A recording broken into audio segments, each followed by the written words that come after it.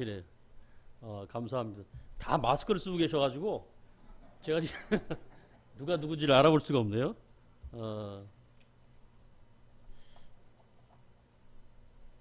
교회 처음 나오신 분 한번 손 들어보시겠어요? 오늘 처음 오신 분 없으십니까? 그러면 한 달 되신 분 없으세요? 그럼 6개월 되신 분, 그럼 다 1년 넘으신 거예요? 예? 아유, 고맙습니다. 교회 생활을 열심히 하시고 잘하셔서 감사합니다. 예? 뭐라고요?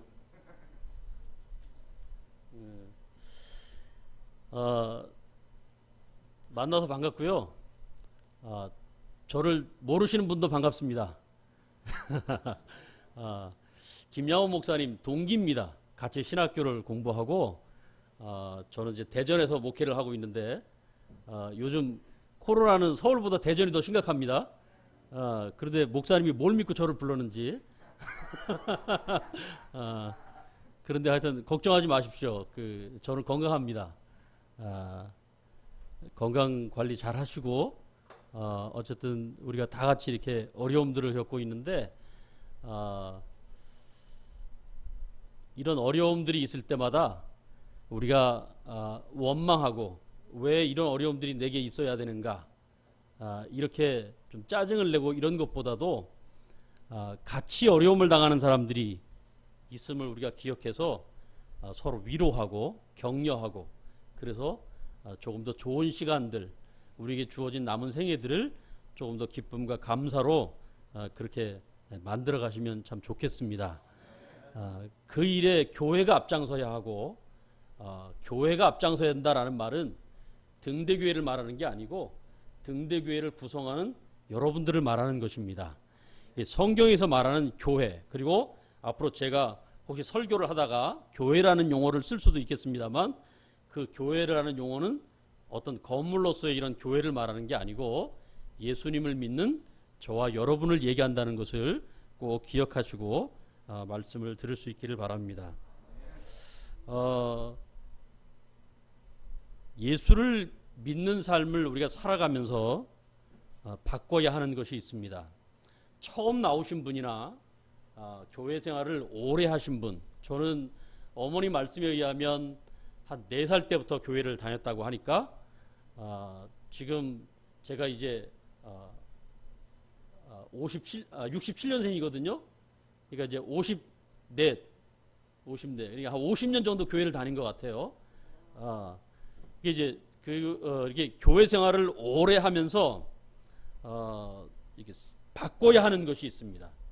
교회를 처음 나가기로 결정을 한 사람부터 하나님이 부르실 때까지 교회를 다녔던 모든 사람들, 곧 저와 여러분에게 하나님께서 말씀하시는 바 우리가 교회를 다니면서 바꿔야 되는 생각이 있습니다. 그게 무엇인가 하면 우리가 세상을 살아가면서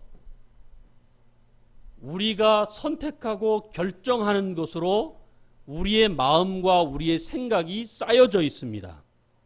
무슨 얘기냐면 교회를 다닌 것이 하나님이 부르셨을까요? 아니면 내가 교회를 선택하는 걸까요?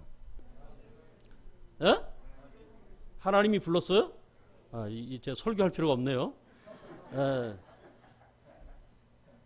여러분들은 하나님의 말씀으로 생각이 바뀌어진 것입니다. 그런 대답들이. 왜냐하면 세상을 살아가면서 여기 뭐 저보다 훨씬 더 많은 인생을 사신 분 어르신들이 계시겠습니다만 인생을 살아가면서 수많은 기로 속에 우리가 선택하고 결정하지 않습니까? 그 선택과 결정으로 인해서 주어지는 우리가 경험하는 그 결과들로 우리의 생각이 쌓여져 있습니다. 그 생각이 어떤 것인가 하면 우리가 선택하고 결정해서 좋은 결과들을 가지고 있으면 역시 나는 괜찮은 삶을 살아왔어. 역시 내가 바른 선택을 해왔어. 비근한 예로 우리가 하나님을 믿고 예수님을 믿는 이 일들이 내 선택으로 된 것이에요. 사실은 그렇지 않습니까? 여러분들이 하나님이 불렀다고 말하지만 하나님이 부르는 음성을 들은 사람도 없을 테고 하나님이 부르는 손짓을 하는 것을 본 사람도 없을 거예요. 만약에 그 음성을 들었거나 손짓을 하는 것을 봤다라 그러면 당장 여기 나가십시오. 왜냐하면 제가 믿을 수가 없기 때문에 저도 믿을 수가 없어요. 어머니가 교회를 다니셔서 저도 교회를 다녔습니다만 결국 제가 불교로 가지 않고 타종교로 가지 않고 교회를 다닌 것은 제가 선택한 것입니다. 제가 하나님을 믿기로 결정했고 제가 하나님의 뜻대로 살기로 결정을 해서 50여 년이라는 세월을 하나님을 믿는 성도로서의 삶을 살아온 것입니다. 잘했을까요? 못했을까요? 잘했죠. 억울한 게 많습니다. 엄청 많습니다. 저는 하나님 나라 가면 따질 게 많습니다. 목회를 약 한 25년에 30년 가까이 제가 했는데 제 기도를 들어준 게 별로 없습니다. 제 소원을 들어준 게 별로 없다는 얘기예요. 하나님 앞에 할 말이 참 많습니다. 억울한 게 많습니다. 땀을 흘리고 힘을 써서 많은 일들을 감당해 왔는데 그 일들에 대해서 제가 만족할 만한 결과를 얻은 것이 별로 없습니다.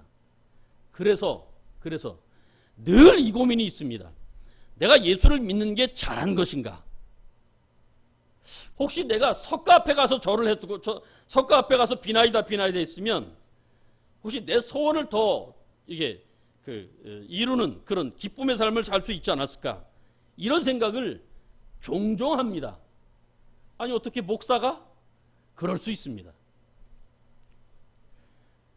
학교를 가는 중에 내가 어느 학교를 가야 할지, 대학을 가야 할지, 직장 생활을 해야 할지, 결혼을 하는 일에 있어서 내가 이 여자를 선택해서 결혼을 해야 될지 말아야 될지, 살아보니까 왼수더라고요.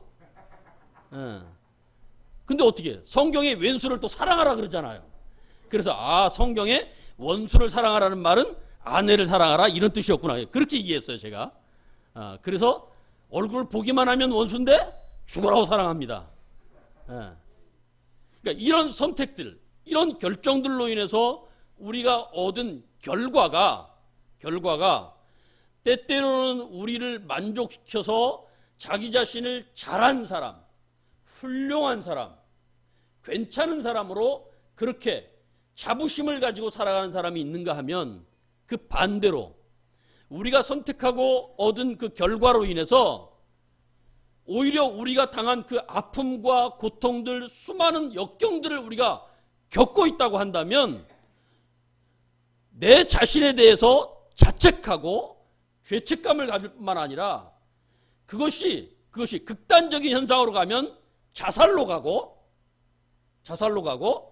극단적인 현상으로 나를 원망하는 것이 밖으로 표현되어지면 살인으로 가고 살인까지 가지 않는다 할지라도 우린 그것을 이웃을 미워하고 원망하는 것으로 그 마음들이 표출된단 말이에요. 그래요, 안 그래요? 그렇죠. 제 말 이해하시죠? 그래서 우리는 우리가 경험한 것들에 대한 결과로 우리의 생각들이 쌓여 있어요. 그런데 이 생각들을 우리가 좋은 환경에 있든지 나쁜 환경에 있든지 이 생각들을 하나님의 말씀으로 바꾸는 것을 우리가 해야 됩니다. 교회를 다닌다는 가장 큰 복이 무엇인가? 예수를 믿는다는 가장 큰 복이 무엇인가? 이 생각을 바꿀 수 있다라는 은혜를 입은 것입니다. 예수를 믿는 가장 큰 복이 무엇인가라고 말하면 내가 죽어서 천국 갑니다 라고 하는 것도 물론 말할 수 있습니다만 사실 그것은 죽어서 천국 가야 하는 거잖아요. 그렇죠? 근데 그걸 우리가 믿을 수 있어요, 없어요? 믿을 수 있죠. 왜? 성경이 말하니까. 그렇죠? 내가 나를 근거로 생각하면 이렇게 살아가지고 갈 수 있을까? 아버지인 내가 내 자식을 봐도 못마땅한데 하나님이 우리의 아버지가 되셔서 내 사는 꼬라지를 보면 아침마다 결심하고 아침마다 애쓰겠다고 그렇게 눈물 펑펑 흘려가면서 그렇게 고백하지만 저녁이 되면 하나도 지킨 것이 없는 내 모습을 봅니다. 주일마다 교회 와가지고 예배를 드리면서 하나님 주님이 도와주시면 제가 일주일 동안 이렇게 살겠습니다라고 고백하고 예배를 드리지만 일주일의 삶을 돌아보면 하나도 지킨 것이 없는 내 자신을 봅니다. 그러면서 뭐라고 생각해요? 하나님이 안 도와줬잖아요. 이렇게 가죠.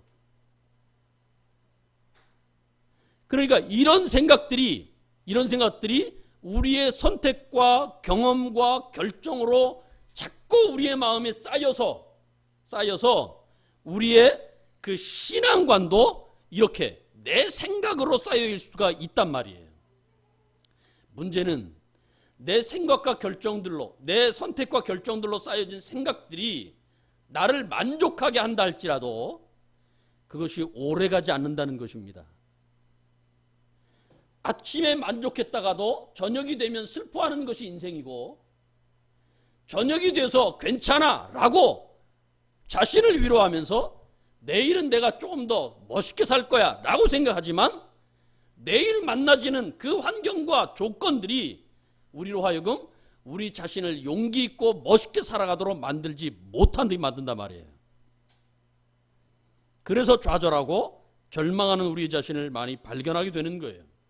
때문에 내 생각을 근거로 사는 것보다 우리가 교회를 다니고 예수를 믿는 삶을 살아가면서 예수를 믿기로 결정한 이 순간부터 예수를 믿는 삶을 살아가면서 끊임없이 해야 되는 것은 무엇인가 하면 내 생각을 하나님의 말씀으로 바꾸어가는 연습을 하셔야 됩니다. 아멘? 하나님의 말씀으로 내 생각을 자꾸 내려놓고 내 마음을 내려놓고 내게 주어진 그 환경이 내게 유익하든 불이익하든 그 환경이 하나님이 허락하신 것이라면, 하나님이 내게 주신 환경이라고 한다면 그 환경은 언제나 내게 유익한 것이다. 그 환경은 언제나 나를 멋있는 사람으로 만들기 위한 하나님의 일하심의 과정이다. 이것이 성경이 우리에게 말씀하시는 것이기에 늘 하나님의 생각으로 우리의 생각들을 바꾸어가는 일들을 해야 합니다.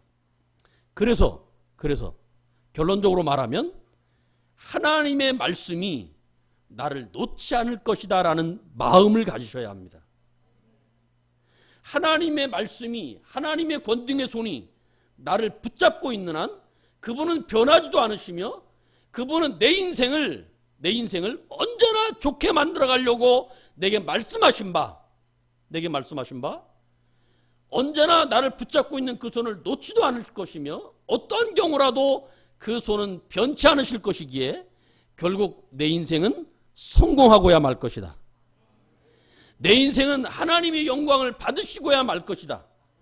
다른 사람들이 나를 보고 조롱하고 비판하고 비난한다 할지라도 그것은 그들의 생각 속에서 그들이 요구하는 것들을 이루지 못한 결과이기 때문에 우리가 받는 것이지만, 그러나 하나님은 내게 가진 생각이 저들과 다르기에 하나님은 언제나 내게 좋은 것을 주시고 언제나 나를 통하여 영광을 받으시며 언제나 내 삶을 통해서 하나님의 하나님다우심을 증거한다라는 이 사실이 하나님의 말씀에 기록된 바 우리의 생각을 그렇게 바꾸어가서 오늘 하루를 하나님의 말씀으로 살아내셔야 한단 말입니다.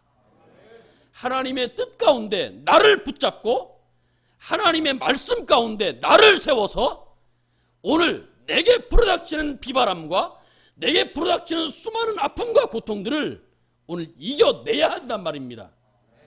오늘 우리에게 있는 고통들이 하나님의 저주가 아니며 우리에게 있는 아픔과 슬픔들이 하나님이 우리를 무조건 야단치시는 그런 질투의 행위가 아니라 우리를 잘되게 하기 위한 아버지의 심정으로 우리를 어루만지시는 것이며 우리에게 다가오시는 하나님의 표현이시며 우리를 더욱더 성장시키고 성숙되게 하기 위한 하나님의 일하심이라는 사실을 기억하셔서 오늘 하루를 오늘 우리가 하나님의 자녀로 하나님의 백성으로 그리고 인생에 있어서 모든 사람들에게 귀감이 될 수 있는 사람으로 우리 자신을 세워갈 수 있어야 할 줄로 믿습니다. 여기에 대표적인 말씀이 무엇인가 하면 성경이 우리에게 가르치는 대표적인 말씀이 무엇인가 하면 하나님이 우리를 구원하셨다는 것입니다. 내가 구원을 요청하지도 않았고 내가 하나님 앞에 구원해달라고 말하지도 않았는데 하나님이 당신의 아들 예수 그리스도를 이 땅에 보내셔서 우리를 구원하셨다는 것입니다. 그분을 십자가에 못 박아달라고 요청하지도 않았고 그분을 모든 사람들로부터 내 대신 비난과 조롱과 멸시와 십자가에 죽는 수치를 당하도록 우리가 요구하지도 않았는데 하나님이 그렇게 하셨단 말입니다. 누구를 위해서? 나를 위해서. 나를 위해서. 우린 그것을 은혜라 이렇게 말합니다. 은혜는 그 은혜의 가치를 아는 사람만 감격스러운 거예요. 은혜는 그 귀중함의 가치를 아는 사람만 인정할 수 있는 거예요. 여러분 자식들은 저도 자식을 둘을 키우고 있는데요. 죽었다 깨어나도 부모의 사랑을 알지 못합니다. 자기의 갑갑함과 자기의 갈급함과 자기의 부족함을 채워달라고 조르기만 하지 부모가 자신을 채우기 위하여 얼마나 몸부림치고 땀을 흘리는 삶을 사는가를 자식은 이해하지 못합니다. 나가서 때때로 자랑을 해요. 우리 엄마 아빠 멋있어요. 뭐가 멋있니? 참 괜찮아요. 나를 위해 열심히 사세요. 그런데 왜 집에 들어오면 불효야? 에? 학교 가서 하라는 공부를 왜 안 해? 저희는 공부하라는 얘기 잘 안 합니다. 두 가지는 얘기합니다. 하나는 정직하라. 여러분 지금은 정직하면 어떻게 되는지 아세요? 세상에서 왕따 당합니다. 이건 정말이에요. 지금은 정직하면 왕따 당하는 세상이에요. 그러나 교회를 다니시는 분들은 정직하셔야 합니다. 솔직하셔야 합니다.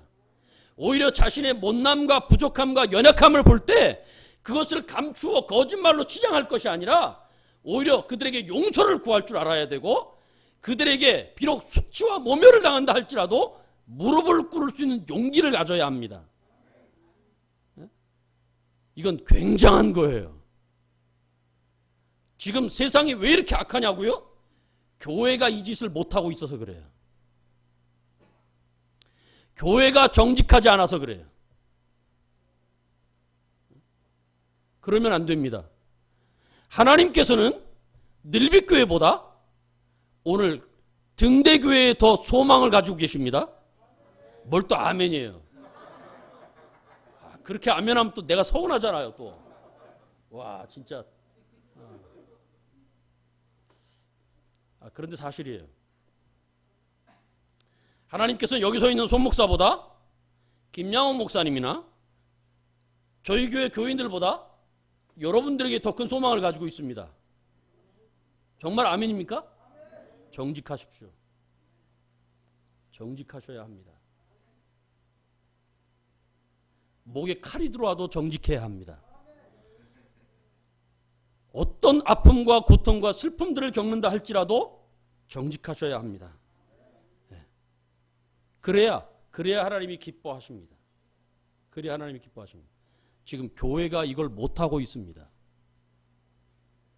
저부터 반성하고 있는 것은 정직하지 못한 것에 대한 반성이에요. 여러분 반성하실 수 있기를 바라요. 근데 뭘 얘기하려고 내가 여기까지 왔나?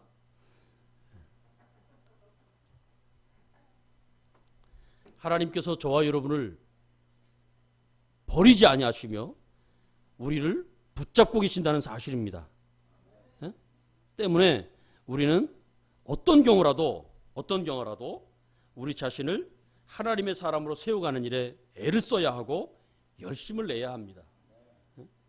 보세요. 요한계시록에서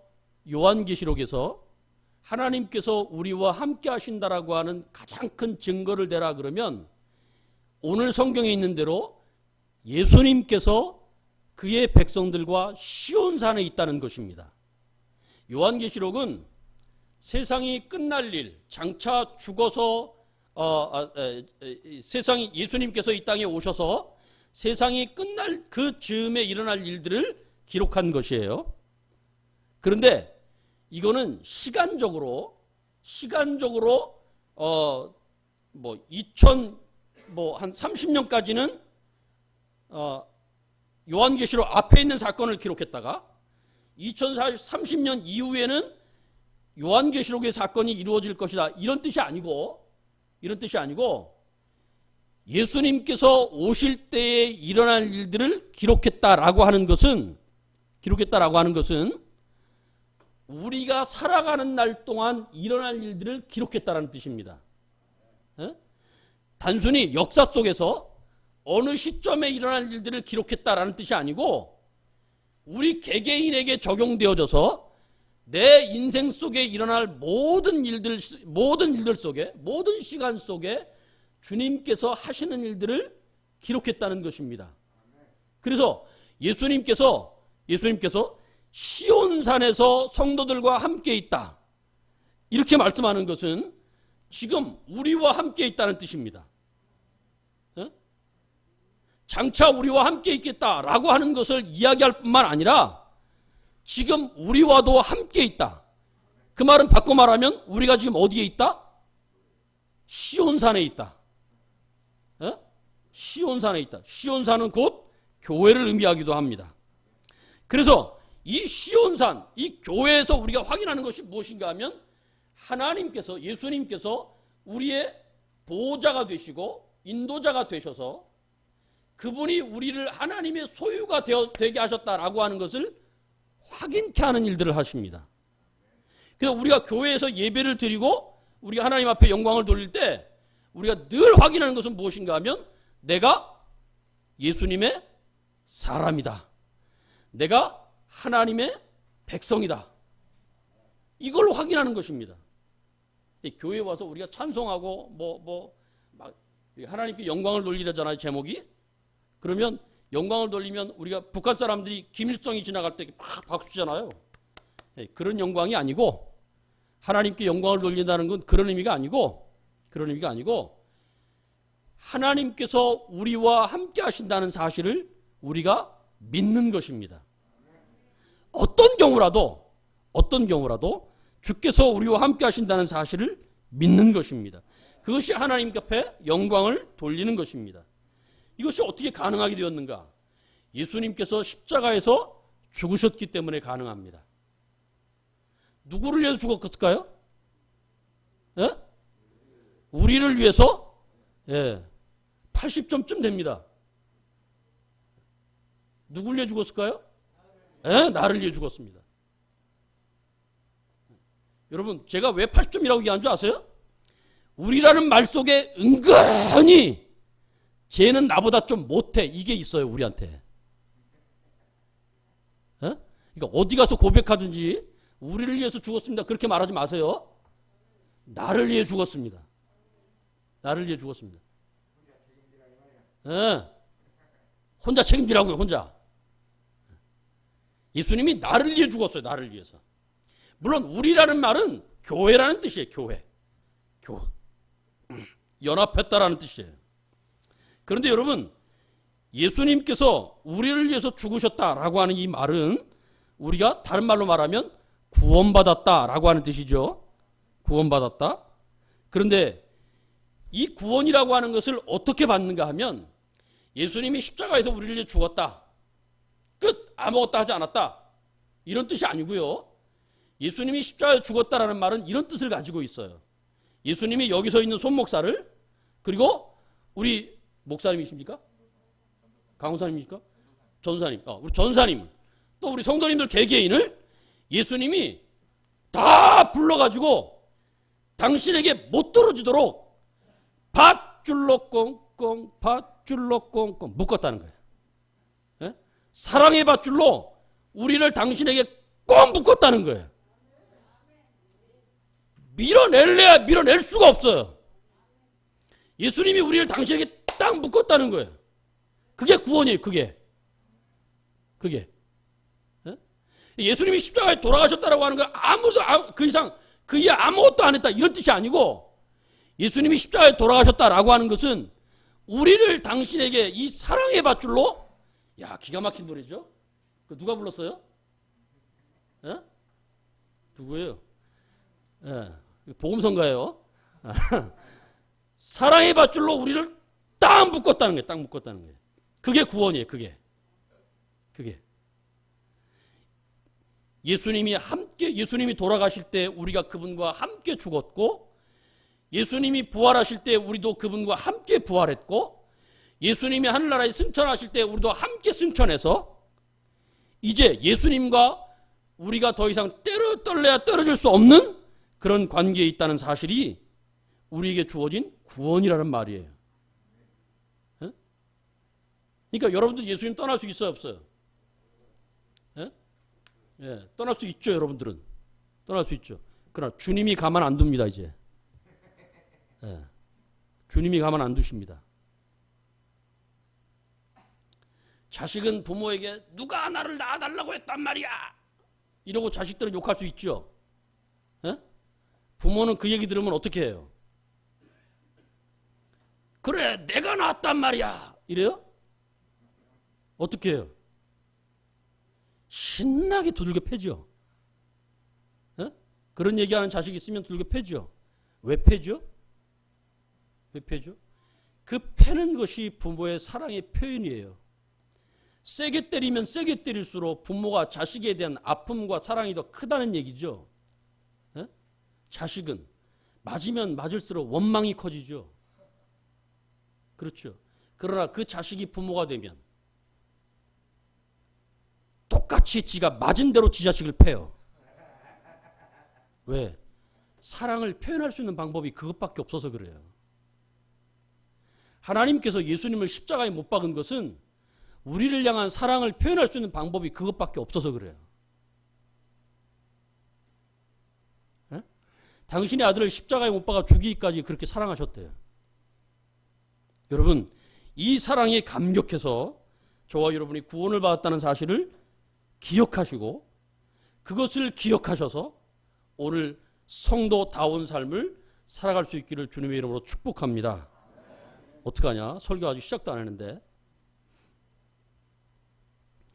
이런 맥락에서 우리가 얻은 이 구원, 이것은 예수님께서 다시 오시면 우리가 이 구원의 완성을 경험할 것입니다. 이 구원은 지금 우리에게 시작되었고 지금 과정 중에 있고, 이 구원은 우리가 하나님 나라에 가든지 아니면 주님이 다시 오시든지 그때가 되면 이 구원의 완성을 우리는 경험하게 될 것입니다. 조사님, 죄송한데 수건 하나만 좀 갖다 줄 수 있어요? 네, 제가 땀을 너무 많이 흘려서. 이런 맥락에서 오늘 우리가 읽은 성경 이 말씀을 잠깐 좀 설명을 좀 드리겠습니다. 이렇게 끊어지지 않는 구원, 변하지 않는 구원, 변질되지 않는 구원, 한 번 받은 구원으로 영원히 보장되어지는 구원을 우리가 받았는데, 이 구원을 근거로 해서 오늘 말씀을 우리가 좀 이해할 필요가 있다라고 하는 것입니다. 여기 6절에 보면 첫째 천사가 영원한 복음을 가졌다, 이렇게 기록이 되어 있어요. 원래 성경이 말하는 복음이라고 하는 것은 예수를 믿는 사람들을 구원했다, 이것을 복음이라고 얘기를 해요. 예수를 믿지 않는 사람들에게 예수님이 십자가에 지심으로 그들에게 구원을 주셨다, 이것을 복음이라고 얘기를 해요. 그런데 오늘 우리가 읽은 여기 영원한 복음이라고 하는 것은 구원을 주셨다라고 하는 말이 아니고 세상을 심판한다라는 것이 복음이에요. 두들겨 팬다, 죽도록 팬다. 죽이진 않아요. 죽도록 패요. 죽도록 패요. 그게 복음이라 그래요. 여러분, 부모가 자식이 시험을 100점 받았을 때 상을 주는 것을 우리가 복음이라고 말하면, 부모가 자식이 빵점 받은 것을 보고 두들겨 패는 건 복음이 아니에요. 우린 그걸 뭐라고 표현해요? 세상에서 징계라고 표현하죠. 징계. 그런 의미에서 성경이 말하는 징계는 복음의 양면성이에요. 이해가 돼요? 동전의 양면과 같은 거예요.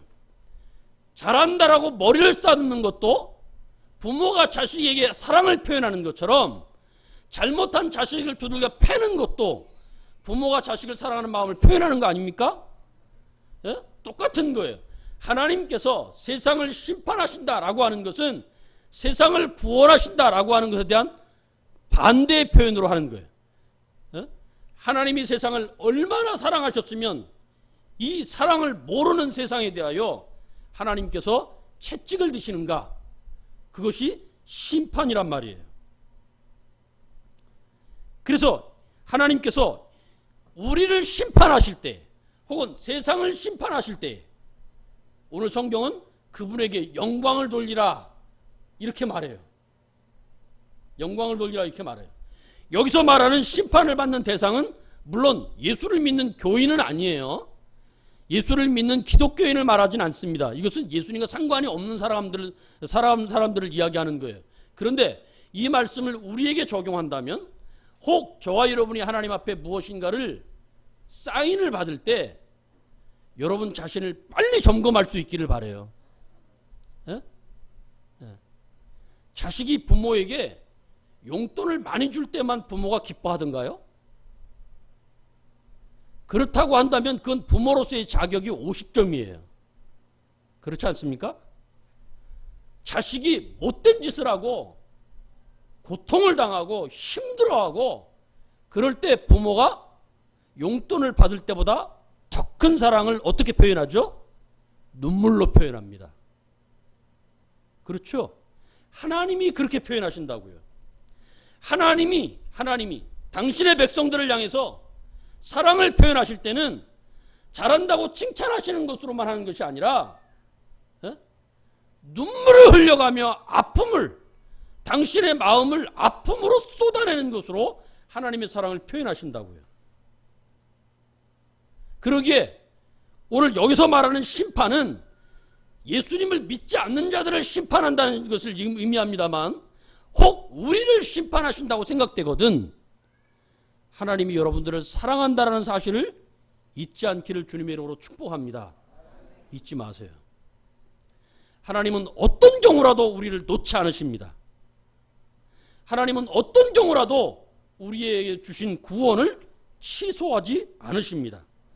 그런 차원에서 오늘 세상을 심판하실 때에 오늘 성도들은 그것을 두려워하며 오히려 하나님 앞에 영광을 돌리라 그렇게 가르치고 있습니다. 세상을 심판하신다는 말은 세상으로 하여금 끝장낸다. 내가 세상을 없애버리겠다. 그런 뜻이 아니에요. 그런 뜻이 아니고 세상으로 하여금 더 이상 죄를 짓지 못하게 한다 이런 의미를 가지고 있는 거예요. 그러니까 예수님께서 이 땅에 다시 부활하시잖아요. 부활하시면 세상을 없애는 게 아니에요. 없애는 게 아니에요. 세상을 없애는 게 아니고 예수 믿는 자들을 구원하실 뿐만 아니라 예수 믿지 않는 자들에게 자신들이 살아왔던 예수 없이 살아왔던 모든 삶의 과정 속에 저들이 얼마나 비참하고 못나고 얼마나 어리석은 삶을 살아왔는가에 대하여 가슴을 치며 한탄하게 만든다는 거예요. 그게 심판이에요. 오늘 예수님이 이 땅에 다시 오셔서 우리에게 그렇게 하나님다우심을 하나님의 우리 아버지다우심을 그렇게 증거하실 것입니다. 두 번째는 여기 보면 둘째 천사는 큰 성 바벨론이 무너졌도다 이렇게 말합니다. 이것은 과거형으로 두 번 외치고 있어요. 이미 무너졌습니다. 앞으로 무너질 것입니다가 아니라 무너졌습니다. 이렇게 말하는 거예요. 무너졌다라는 말을 두 번 외친다는 말은 그것이 사실입니다. 이런 뜻이에요. 사실입니다. 바벨론은 어떤 의미를 가지고 있는가? 바벨론은 사탄을 상징합니다. 사탄은 지금 조금 힘을 쓰고 있는 거예요. 예? 여러분 무섭죠? 전쟁이 나고 전염병이 오고 이렇게 코로나가 오고 이러면 좀 무섭죠? 근데 성경은 이걸 뭐라 그러는가 하면 사탄이 조금 힘쓰는 거라 그래요. 예? 이게 우리에게 무서울 정도면 반대로 하나님이 일을 하시면 얼마나 대단하시겠어요. 그래요, 안 그래요? 예? 안 그런가? 그래요, 하여튼간. 그래요. 셋째 천사는 이렇게 말합니다. 바벨론과 함께한 세상이 어떻게 심판을 받는가라고 하는 것을 오늘 성경에서 우리에게 또 가르쳐주고 있어요. 이렇게 말하죠. 하나님께서 진노의 잔에 섞인 것이 없이 부은 포도주를 마시게 하시겠다. 진노의 잔, 이 잔이 있지 않습니까? 이 잔이 진노의 잔이에요. 이 안에 있는 내용물이 진노예요. 근데 이 진노라고 하는 내용물 속에 섞인 것이 없어요. 그러면 이 진노는 100% 순도라는 얘기죠. 예? 예. 이 100% 순도. 이 100% 순도의 진노를 하나님이 세상에게 쏟아붓겠다 그렇게 말씀하십니다. 이 말은 다시 말하면 뭐가 없다는 얘기예요? 긍휼이나 자비나 용서나 요만큼 봐주는 하나님의 애처로운 마음이 없다는 거예요.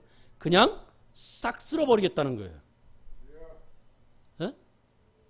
뭐를 바벨론과 함께한 세상을. 근데 이것은 세상을 지구를 폭파시킨다 이런 뜻이 아니에요. 이것은 죄인을 잡아다가 하나님이 없이 살아간 사람들 죄인을 잡아다가 지옥에 보낸다 이런 뜻을 가지고 있어요. 어쨌든 하나님의 맹렬한 진노의 심판을 의미하고 있습니다. 그러면 왜 사탄을 상징하는 바벨론은 사탄을 상징하는데 이 사탄을 상징하는 바벨론이 왜 세상에 하나님으로부터 심판을 당하는가? 그것은 오늘 성경에 보면 모든 나라에게 음행이라는 포도주를 먹였기 때문이다. 그렇게 말씀하십니다. 음행이라는 포도주를 먹였기 때문이다. 음행은 정상적이지 않은 가정생활을 했다는 얘기죠. 그렇죠? 저들에게 하나님께서 진노하시는 이유가 무엇인가?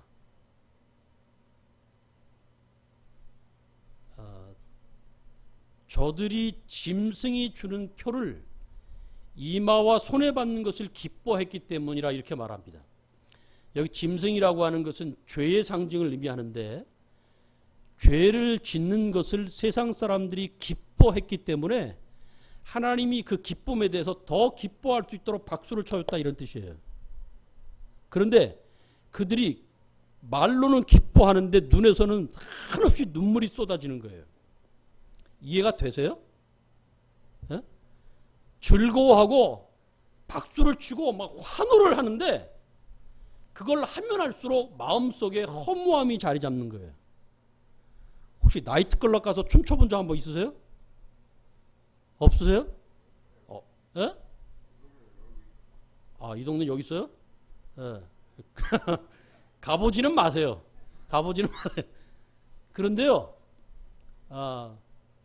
나이트클럽이 아니지만 나이트클럽 비슷한 데 가서 제가 춤을 한번 춰본 적이 있는데 정말 허무합니다. 또 별의별 또 상상하죠. 또 목사님이 어딜 갔을까 또. 그거 아니에요. 죄 짓는 게 아니고 신학생들이 모여서 춤을 한번 춘 적이 있어요. 신학생들이 모여서. 그 별거 아닙니다. 내 기쁨에 취해서 내 만족을 위해서 춤을 추고 애를 쓰고 정말 박수치고 노래하고 즐거워하는데 그것이 끝나고 나니까 밀려오는 게 공허밖에 없고 허무밖에 없다라는 거예요. 오늘 여기 저보다 인생을 많이 사신 분들이 계시는데요. 인생을 60년, 70년 사시면서 지금 우리가 얻은 경험 중에 우리의 마음을 가장 많이 채우고 있는 게 뭐예요? 만족이에요? 허무예요? 에? 왜 허무로 채웠죠? 왜 허무가 채워졌을까요? 여러분이 인생을 살아가면서 기쁨으로 살지 않았기 때문입니까? 땀을 흘리며 열심히 살지 않았기 때문입니까? 나름대로 눈물을 흘려서 정말 나만을 위해서가 아니라 사랑하는 가정을 위하여 그리고 이웃들을 위해서 살지 않았기 때문입니까? 그래서 지금 여러분의 마음이 허무로 가득 차 있습니까? 아니죠. 오히려 그 반대죠. 에? 내가 배웠든 못 배웠든, 내가 가졌든 못 가졌든, 내게 주어진 환경 속에서 어쨌든 물론 조금 놓은 것도 있어요. 내 만족을 위해서 조금 놓은 것도 있어요. 그러나 내 인생을 돌아보면 최소한 내가 사랑하는 사람들을 위해서 흘렸던 땀의 흔적들이 있고, 내가 사랑하는 사람들을 흘렸던 내 몸에 애씀과 수고와 노력이라고 하는 흔적이 있음에도 불구하고 왜 우리는 인생을 살아오면서 인생이 허무하다라고밖에 말을 못하는가? 왜 그런가? 그것은 우리가 잘못 살아왔기 때문이 아니라 우리가 하나님의 은혜를 알지 못했기 때문에 그렇습니다. 여러분의 인생은 어떻게 살아왔든 여러분이 최선을 다해 살아왔고 여러분이 힘써서 살아왔다고 한다면 여러분 박수 받으셔야 합니다. 여러분이 지금 어떤 환경에 처했냐가 중요한 것이 아니라 여러분들이 땀을 흘리며 애쓰고 힘쓰며 살아왔다고 한다면 여러분들은 박수 받으셔야 합니다. 하나님만 아시죠? 예. 옆에 분들에게 한번 얘기해 주세요. 하나님만 안 돼. 옆에 분들 얘기 좀 해주세요. 하나님만 안 돼. 얘기 좀 해주라니까요. 예. 여러분 이제 하나님만 알지 말고요. 여러분 옆에 앉은 분도 좀 알아봐 주세요. 예? 그게 교회예요. 그게 목사가 여러분들을 알아봐 주지 않습니까? 김양호 목사님 안 알아봐 주나요?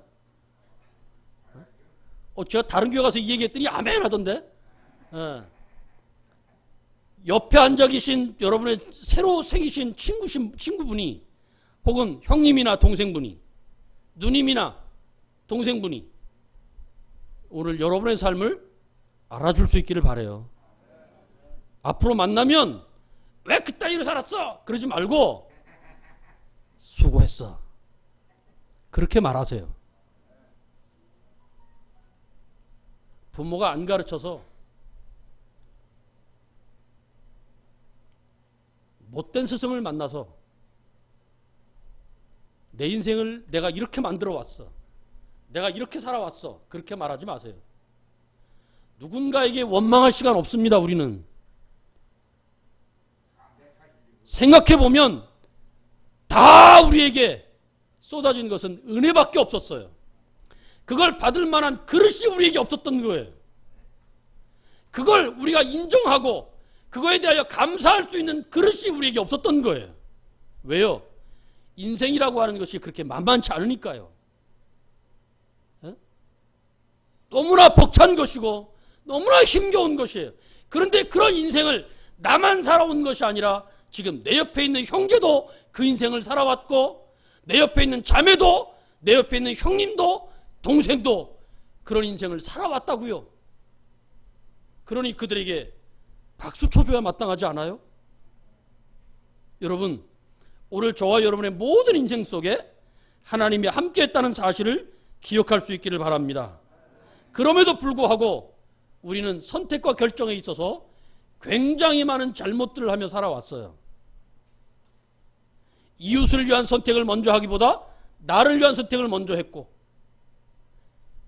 나를 위해 헌신하고 희생하는 아내나 남편이나 자식들을 위한 선택을 먼저 하기보다 나 자신을 위한 선택을 먼저 해왔고, 저들이 내게 준 사랑이 10%도 안 된다라는 이유로,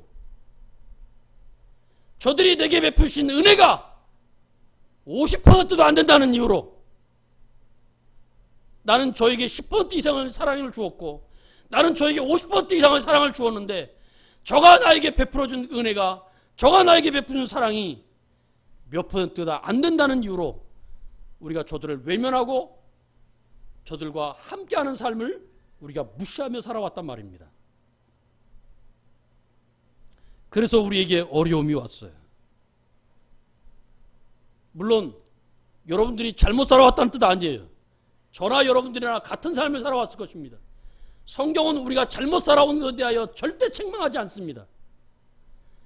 우리는 우리에게 주어진 인생에 대하여 최선을 다해 살아온 거예요.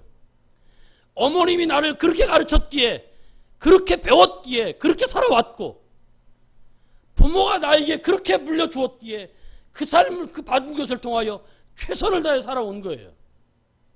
문제는 거기에 만족한 게 문제예요.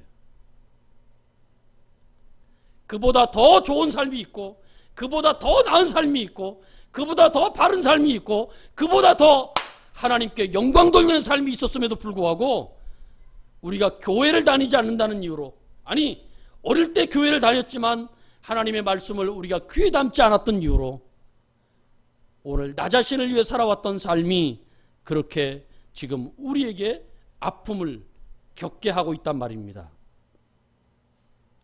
그래서 오늘 이 초대교회는 오늘 이 말씀을 받고 있는 초대교회는 예수님을 잘 믿었던 교회였는데 첫사랑을 버렸어요.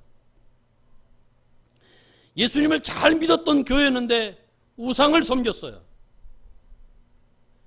뿐만 아니라 교회를 떠날 뿐만 아니라 이제 교회를 대적하는 적이 되었어요. 육신의 편안함을 위해서 영적인 하나님의 말씀을 버리고 경제적인 안정을 이유로 돈의 마음을 빼앗기는 삶을 살아왔단 말입니다. 그게 교회였어요. 그게 초대교회가 그랬다고요. 지금 요한계시록이라고 하는 이 편지를 받고 있는 교회가 그렇게 살아왔다고요. 여러분, 왜 이런 선택을 해왔을까요? 핑계하는 모든 이유 뒤에 있는 진실이 무엇인가 하면 하나님의 말씀과 예수 그리스도에 대한 믿음을 지키는 것보다 사탄의 편에 서는 것이 더 편했기 때문에 그래요. 심지어 사탄의 편에 서는 것조차 몰랐고 그것이 자기 자신만을 위한 삶이었는데 그것이 하나님을 믿는 삶보다, 예수 그리스도를 믿는 삶보다 더 편했기 때문에 그 삶을 선택해온 결과로 저들에게 어려움이 왔단 말입니다. 또 이렇게 말하면 예수를 믿으면 어려움이 없나요? 그런 뜻 아니에요. 잘 들으셔야 돼요. 네, 졸리신 분들은 주무세요. 네. 오늘 오후 예배 있어요? 전사님? 있어요? 몇 시에요? 2시 반에? 점심 먹어요? 오늘 김양호 목사님 오시면 이따 오시죠, 오후에. 네, 오후 예배 하지 말라 그러세요. 네, 제가 그때까지 설교한다고. 네. 제가 언제 여러분 또 만나겠어요. 네. 해도 되죠? 이게 설교하다가 이렇게 졸리신 분들은 주무세요, 그냥. 괜찮습니다. 주무시고 결론만 들으면 돼요. 결론할 때 제가 결론입니다 말할 테니까 그때 옆에 분들 깨워주세요. 그럼 돼. 제 설교는 결론만 들으면 돼요, 사실. 네.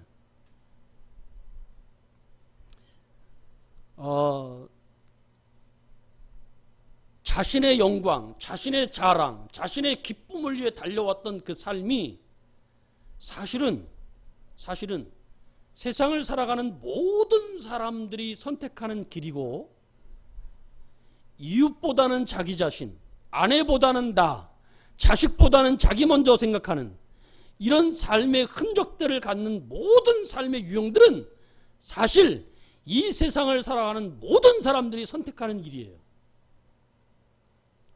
나는 나보다 아내를, 나보다 자식을 더 먼저 사랑했습니다. 뻥치지 마세요. 제가 왜 이렇게 말씀을 드리냐면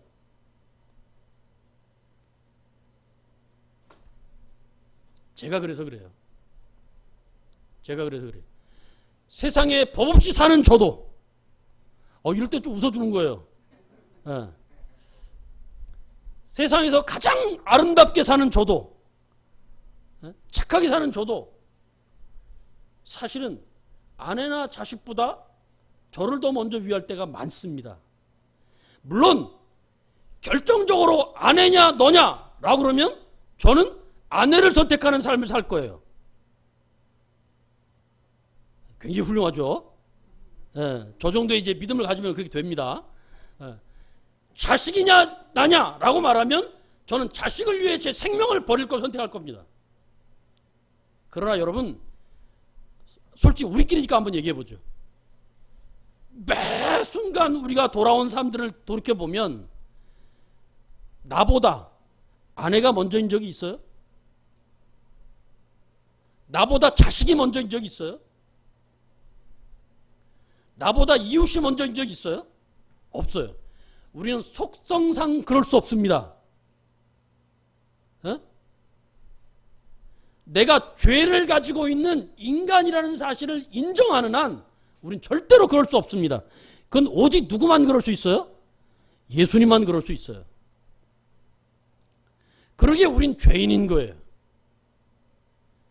그러기에 하나님 앞에 엎드릴 수 있는 은혜를 입은 것이 얼마나 큰 복인지 몰라요.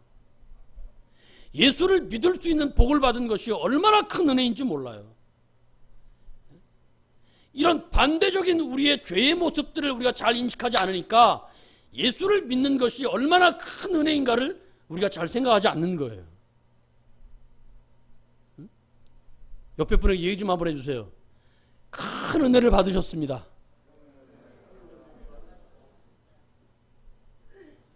그러면 옆에 분이 뭐라고 얘기해야 돼요? 거기도요. 그렇게 얘기해 줘야죠. 저 서울 사람이거든요. 근데 왜 자꾸 이렇게 표현을? 제가 충청도 내려간 지 10년 돼서 그래요 지금. 저도 모르게 충청도 표현이 자꾸 나오네요.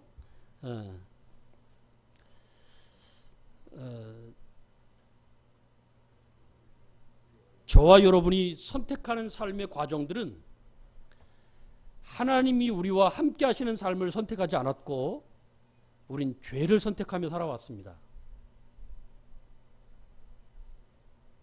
내 머릿속에서 내 마음속에서 나올 수 있는 지식, 지혜, 모든 심성들은 사실 따지고 보면 다 나 자신을 우선하는 것이었어요. 그런데 여러분 보세요. 세상이 가지고 있는 생각의 원리 중에 가장 대표적인 생각이 무엇인가 하면 이것이에요.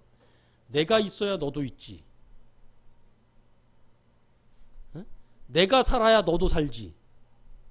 그래요, 안 그래요? 그래요, 안 그래요? 저보다 인생을 더 사신 분들 계시잖아요. 그래요, 안 그래요? 맞죠? 심지어 이게 이웃들과의 관계 속에서만 그런 게 아니고요. 부부관계에서도 그래요. 부부관계에서도 아내에게 우리가 그렇게 말해. 내가 있어야 네가 있지. 그죠? 아내 보고 당신이 있어야 내가 있습니다. 이렇게 말하는 사람 저밖에 없어요. 네. 세상에는 없어요. 그렇게 말할 수 있다면 이미 하나님 나라에 갈 나이가 가까웠다는 얘기예요. 나이가 가까웠든지 체력적으로 가까웠든지 하여튼간 주님 나라 갈 때가 가까웠다는 얘기예요. 그렇게 말할 수 있는 사람은 없어요, 세상에. 그런데 우리는 그걸 연습해야 돼요. 연습해야 돼요. 왜 자꾸 제가 사실은 설교 내용이 이런 얘기 없는데 자꾸 좀 딴 얘기로 가고 있는데 죄송합니다. 왜 그런지 모르겠어요. 분명한 건 우리는 하나님의 말씀과 그분의 은혜 앞에 부합하는 삶을 살지 못했다는 것입니다. 지금도 못하고 있다는 것입니다. 앞으로도 못할 것이라는 것입니다. 그래서 우리의 마음을 어떻게 채우라고요? 좌절로 채우라고요? 절망으로 채우라고요? 아니요. 그래서 주님을 붙잡는 마음으로 채우셔야 합니다. 그래서 주님을 따라가겠다는 마음으로 채우셔야 합니다. 그게 우리를 살릴 수 있는 방법이에요. 지나온 삶을 돌이켜보면서 과거와 절망으로 우리 자신을 절망이라고 하는 구렁텅이로 밀어넣는 것이 아니라 오히려 전능하신 하나님을 바라보고 우리 자신을 희망과 기쁨과 용기의 삶으로 우리 자신을 만들어가야 할 줄로 믿습니다. 여러분, 성도들이 죄를 선택한다라고 하는 것은 그건 있을 수 없는 일이에요.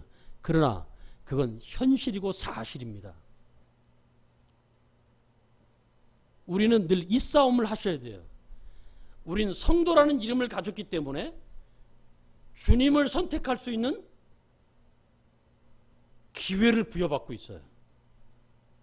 은혜를 부여받고 있어요. 주님이 우리를 붙잡고 있기에 주님이 우리를 결코 놓치지 않습니다. 믿습니까? 주님이 여러분들을 놓지 않을 것입니다.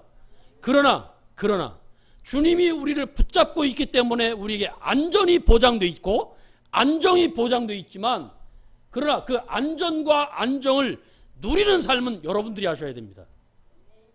어떻게 해요? 여러분들을 붙잡고 있는 주님의 손을 여러분들이 붙잡고 나아가셔야 합니다. 그게 우리에게 주어진 인생이라고 하는 길이에요. 그것을 위해서 주님께서 우리를 세상 가운데 내버려 두지 아니하시고 우리를 부르셔서 주의 백성으로 살아가도록 우리를 만들고 계시단 말이에요. 여기 와서 예배를 드리는 것으로 다 했다고 말하지 마세요. 우리의 삶은 예배 끝나고 난 이후부터 시작되는 겁니다. 옆에 분에게 얘기 좀 해주세요. 이제부터 시작이래요. 여러분, 예수를 믿는 삶에 기쁨을 누릴 수 있기를 주님의 이름으로 축복합니다. 그것은 우리에게 웃음이 있고 즐거움이 있고 정말 세상을 살아가는 데 있어서 우리에게 만족할 만한 무엇이 있기 때문에 기쁜 것이 아니에요. 세상은 오히려 우리를 반대하고 우리를 더 힘들게 하고 우리를 더 어렵게 할 것입니다. 왜요? 그게 세상의 속성이기 때문에 그래요. 그러나 우리가 더 기뻐하고 감사할 수 있는 것은 우리가 그것을 대적할 수 있는 힘을 얻었기 때문에 그래요. 그걸 거부할 수 있는 용기를 가질 수 있기 때문에 그래요. 성령께서 우리와 함께 하심으로 우리가 주의 말씀에 우리 자신을 무릎 꿇게 하고 우리가 나아갈 수 있도록, 하나님의 사람으로 살아갈 수 있도록 주께서 우리를 도우시기 때문에 그것이 가능한 것이란 말입니다. 때문에 오늘 저와 여러분이 하나님 앞에서 이제까지 어떻게 살아왔든지 기억하지 마세요. 이제까지 어떤 일들을 해왔는지 기억하지 마세요. 주께서 부르신 지금 이 시간부터, 지금 예배를 드리는 이 순간부터 우린 다시 시작하는 겁니다. 어떻게? 주님의 사람으로, 하나님의 사람으로 다시 시작하는 것입니다. 여러분, 성경이 말하는 참된 성도들, 좋은 그리스도인들은 하나같이 믿음을 지키기 위해서 몸부림치는 사람들이었어요. 심지어 순교를 각오하면서까지도 믿음을 지키는 사람이었어요. 믿음이라는 게 뭔가요? 여러분, 믿음이 뭔가요? 믿음이 뭔가요? 예수님의 사람으로 산다는 것이 믿음입니다. 비나이다가 아니고요. 비나이다가 믿음이 아니고 내가 예수님의 사람이 되었다라는 걸 생각하는 게 믿음이에요. 하나님께서 당신의 아들 예수 그리스도를 십자가에 못 박아 죽이면서까지 나를 당신의 아들로 삼았다라고 하는 것을 인정하는 게 믿음이에요. 세상을 살아가면서 어떤 경우를 할지라도 이 하나님의 백성이라고 하는 신분을 내가 빼앗기지 않겠다라고 결심하고 싸워가는 것, 그게 믿음의 삶이에요.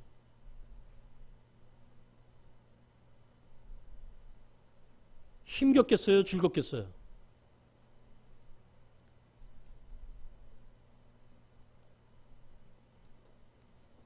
예?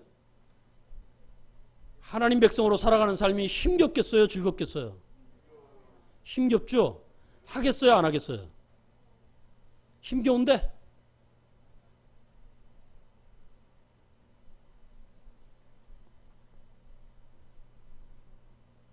할래요? 안 할래요? 제가 깡패 목사예요. 할래요? 안 할래요? 할래요? 네. 저한테 얘기한 게 아니고 주님 앞에 하신 겁니다. 네. 하십시오. 주의 백성으로 살아가는 것이 굉장히 힘겨운 것입니다. 그건 세상 사람들이 이해하는 수준에서 가질 수 있는 기쁨이 아니에요. 그건 경험해 본 사람만 알아요. 그걸 해낼 수 있으셔야 합니다. 물론 그 여러분들이 그 싸움을 해가는 삶 속에는 주님이 함께 하십니다. 주님이 도우십니다. 이럴 때 아멘 하는 거예요. 네, 주님이 함께 하세요. 제 말이 아니고 성경이 하는 말이에요. 우리에게 주어진 앞으로의 삶 속에 웃음만 있고 즐거움만 있고 기쁨만 있다는 뜻이 아니라 오히려 세상이 여러분들로 하여금 그 삶을 살아가지 못하도록 만들 것입니다. 더 힘들게 할 것이고 더 어렵게 할 것이고 여러분들로 하여금 자꾸 과거의 아픈 기억을 떠올리게 할 것이고 여러분들이 무엇인가를 하려고 할 때 자꾸 십자가라고 하는 방해물을 놓아서 여러분들로 하여금 그 길을 가지 못하도록 만들 것입니다. 그러나 용기를 내십시오. 주님의 백성으로 살아가는 일에 힘을 내십시오. 그건 세상이 줄 수 있는 기쁨과는 비교할 수 없는 거예요. 세상이 줄 수 있는 자랑과는 비교할 수 없는 거예요. 그러기에 여러분, 오늘 하나님의 말씀과 하나님의 백성으로 살아가는 이 기쁨을 세상에게 빼앗기지 않기를 주님의 이름으로 축복합니다. 여러분, 하나님과 그리스도를 믿음으로 사는 우리의 삶에만 오늘 안전이 있고 안정이 있습니다. 그 안전과 안정은 교통사고를 안 당한다는 뜻이 아니에요. 도둑질을 안 당한다는 뜻이 아니에요. 사람들의 마음을 통해서 우리의 마음에 핥힘과 상처와 고통을 당하지 않는다는 뜻이 아니에요. 그 안정과 안정은 넉넉히 그것을 이겨갈 수 있다는 것입니다. 하나님이 주시는 은혜가 더 커서, 하나님이 주시는 복이 더 커서 우리로 하여금 그것을 충분히 이길 수 있도록 주께서 만드신다는 것입니다. 그것이 주님께서 우리에게 믿음을 지켜낼 수 있는 은혜요, 선물이라고 하는 사실을 기억할 수 있기를 바랍니다. 여러분, 예수 그리스도 안에서 교회가 가진 믿음의 결국을 오늘 성경은 우리에게 가르쳐주고 있어요. 그것은 무엇인가 하면 반드시 승리한다는 것입니다. 맞아 터져도 맞아 터져도 승리한다는 것입니다. 제가 권투를 참 좋아하는데요. 지금은 권투를 텔레비전에 안 합니다만 제가 권투를 하면서 평생 잊지 못하는 권투 복속 하나 있어요. 여러분들도 아실 거예요. 홍수환 씨를 아십니까? 4전 5기. 카라스키한테 두들겨 맞다가 4번 쓰러졌는데 결국 한 번 쓰러뜨려가지고 이겨버렸잖아요. 그게 신앙이에요. 그게. 우린 세상을 살아가면서 지금까지 살아온 삶보다 더 많은 어려움을 겪을 수도 있어요. 더 많이 힘들 수도 있어요. 코로나가 참 무섭습니다. 저희 교회는 3월 달부터 예배를 안 드리고 있어요. 대전이 지금 심각하잖아요. 저 대전에서 왔거든요. 겁먹지 마세요. 저는 안전합니다. 저는 안전합니다. 안전합니다. 교회 문을 닫고 성도들에게 예배 오지 마십시오 라고 얘기를 했더니 아멘 그러더라고요. 그런데 지금까지 안 와요. 중간에 교회를 오라고 문자를 한번 보내고 예배를 한 2주 정도 이렇게 드린 적이 있어요. 그랬더니 저희 가족들만 와요. 교인들 아무도 안 와요. 왜 안 오냐 그랬더니 무섭대요. 예배 드리는 것보다 죽는 게 더 무섭냐 그랬더니 그렇대요. 예배를 못 드리는 것보다 죽는 게 더 무섭대요. 제가 야단쳤을까요? 안 쳤을까요? 안 치죠. 안 쳐요. 왜 그래요? 사실이니까. 저도 예배 드리는 것보다 죽는 게 더 무섭죠. 우리 솔직하자고요. 솔직하자고. 뭘 또 아닌 것 척해요, 여러분들은.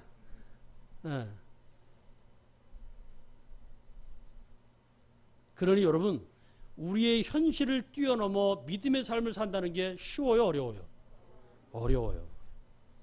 그러니까 여러분, 신앙을 장난하지 마세요. 믿음 생활을 장난하지 마세요. 여기 교회를 얼마나 나오신지는 제가 잘 모르겠습니다만 저를 알고 계시는 분도 계시는데 저를 알고 있다는 얘기는 최소한 10년 이상 됐다는 얘기예요. 제가 우리 김영호 목사님하고 신학을 같이 했으니까. 그런데 감사해요. 우리 여기 앉아 계신 우리 어르신도 두 분도 제가 언제 한번 수련회 가서 뵌 걸 제가 지금 기억이 나는데 감사해요. 믿음을 지키십시다. 지난 날들의 삶을 어떻게 살아왔는지가 중요하지 않습니다. 믿음을 지키십시다. 조사님 제가 너무 길게 하죠? 에? 너무 길죠? 이제 마칠게요. 제가 5분 안에 마칠게요. 여러분, 성도들에게 가장 필요한 것이 무엇이냐라고 물어본다면 그건 인내입니다. 인내. 근데 인내라고 하는 것은 이를 악물고 내가 이때를 반드시 이기리라. 이때를 지나가면 내가 어디 한번 두고 보자. 내가 하나님께 억울한 빚 다 갚고야 만다 내가. 그리고 이를 악문다. 이런 게 아니에요. 그런 건 줄 알았죠. 성경이 말하는 인내는 그런 인내가 아니에요. 그런 인내가 아니에요. 성경이 말하는 인내는 내게 주어진 시간들을 기쁨으로, 감사함으로, 찬송함으로, 주의 뜻을 분별함으로, 하나님께 영광을 돌리는 삶으로, 예수 그리스도를 닮아가는 삶으로, 주님의 많은 사람들을 사랑하는 삶으로, 교회를 위해서 기도하는 삶으로, 하나님의 종들을, 하나님의 백성들을 뜨겁게 사랑하는 삶으로 나를 만들어가는 거예요. 그게 인내예요. 원망하는 것, 불평하는 것, 시기하는 것, 그걸로 내 인생을 점철치게 만드는, 그걸 내 인생을 수놓는 것이 인내가 아니라 오히려 내가 아픔을 당할 때 나보다 더 큰 아픔을 당하는 사람을 돌아볼 줄 알고, 내가 슬픔을 당할 때 나보다 더 큰 슬픔을 가지고 있는 사람들을 위로할 줄 알고, 이럴 때는 아멘 하는 거예요. 네. 내가 어려움을 당할 때 그 어려움보다 더 큰 어려움을 당하는 사람들을 찾아가서 격려할 줄 아는 것, 그것이 성경이 말하는 인내예요. 왜요? 주님이 그것을 잊지 않기 때문에 그렇습니다. 여러분, 지금 우리는 믿음에 대한 인내가 시험을 받고 있습니다. 코로나로 인해서 믿음에 대한 인내가 시험을 받고 있고, 지금 많은 분들이 교회 못 오신 걸로 제가 알고 있는데, 저희 교회도 그래요. 저희 교회도 한 4개월째 지금 문을 닫고 있어요. 가족끼리 예배드리고 있어요. 성도들이 굉장히 걱정이 됩니다. 저희는 성도들 보고 예배를 드리셔야 됩니다, 그런 얘기도 안 하고요. 어디 가서 예배를 드리겠어요? 그렇다고 제가 설교 원고를 이메일로 보내거나 그러지도 않아요. 굉장히 답답합니다. 여러분, 이렇게 예배 드릴 수 있는 게 복이에요. 예? 예. 이건 굉장한 은혜를 입는 것입니다. 여러분, 이 인내 속에 여러분 자신들이 하나님께 붙잡힌 바 되었다라고 하는 이 사실을 늘 체험하시고 인정하시고, 그것을 사람들에게 나눌 줄 아시고, 많은 사람들과 더불어 그래서 우리는 행복하다라고 말할 수 있는 예배의 시간들이 되시면 좋겠어요. 예? 예. 그게 인내예요. 그게.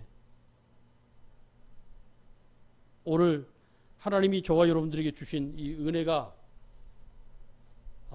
코로나로 인해서 많은 어려움들이 있고 예배를 드리는 것이 너무 힘겹고 고통스럽지만, 그러나 주께서 저와 여러분에게 아직 생명을 연장시켜 주시고 하나님의 백성으로 예배를 드릴 수 있도록 이렇게 만드시는 것은 아주 우리에게 할 일이 있어서 그래요.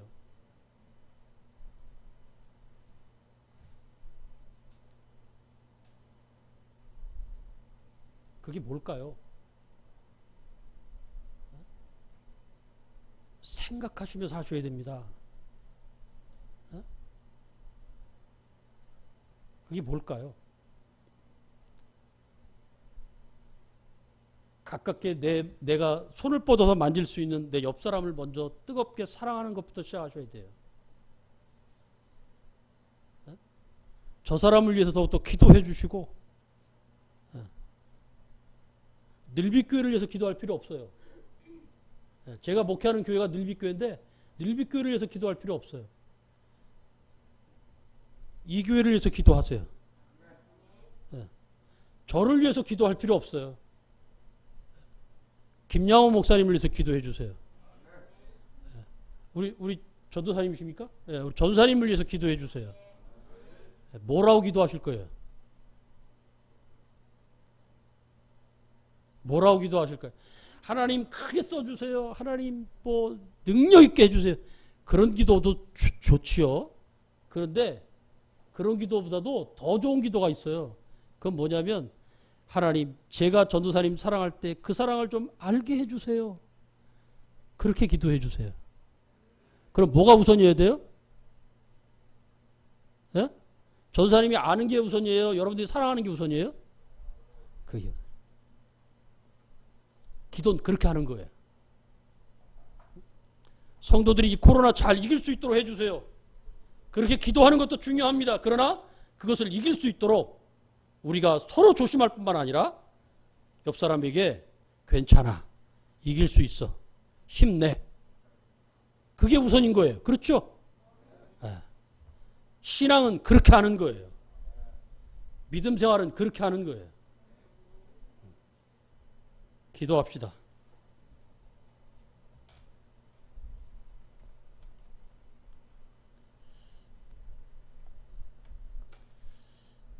하나님 아버지, 온 세계가 특별히 대한민국이 코로나로 인해서 많은 어려움을 겪고 성도들이 예배를 드리는 일에 힘겨워하고 있습니다. 사랑하는 사람들과 대화를 하는 것도 어려울 만큼 이것이 우리에게 공포요, 아픔이요, 고통으로 우리에게 처해져 있습니다. 그러나 우리가 지나온 세월들을 생각해 보면 이보다 더 많은 어려움들, 더 힘겹고 어려운 고통들을 잘 이겨왔는데 그 모든 것들 속에 주님의 손길이 있었음을 우리로 하여금 알게 하여 주옵소서. 그래서 이제 우리가 기도하옵나니 주께서 우리의 부족함과 연약함과 못남을 불쌍히 여겨 주옵시고 주님 앞에 온 성도들이 마음 놓고 예배드릴 수 있는 그런 시간과 기회가 주어지도록 건강을 더하여 주시옵소서. 사랑하는 목사님과 사모님, 그리고 또 목사님과 사모님을 또 섬기는 우리 부교육자 되시는 모든 우리 하나님의 귀한 종들, 그리고 함께 마음을 다하여 우리 광야교회 우리 등대교회를 섬기는 우리 귀한 성도들, 하나님께서 한 사람 한 사람 지켜주시고 붙잡아 주시어서 이 어려움 가운데서도 건강을 지켜주시옵시고 주님 앞에 예배를 드리는 일에 하나님 어려움 당하는 일 없도록 은혜를 베풀어 주시옵소서. 그래서 우리의 삶 전체가 하나님께 영광을 돌리는 귀한 삶을 살 수 있도록 주께서 도와주시기를 원합니다. 오늘날 우리 자신과 그리고 이웃을 돌아보지 못하는 그런 이기주의가 팽배되어 있는 이 어려움 속에 하나님 우리 교회가 더욱더 사랑하고 위로하고 격려하며 무엇보다 많은 교회들에게 도전이 되어지고 기쁨이 되어지고 참으로 귀한 귀감이 되어지는 귀한 일들을 우리 사랑하는 성도들이 그 모든 일들을 감당할 수 있도록 도와주옵시고 특별히 우리 목사님과 사모님 그리고 목사님과 사모님을 돕는 우리 모든 부교육자들에게도 하나님께서 큰 은혜를 더하여 주시옵소서. 예수님의 이름으로 간절히 기도하옵나이다. 아멘.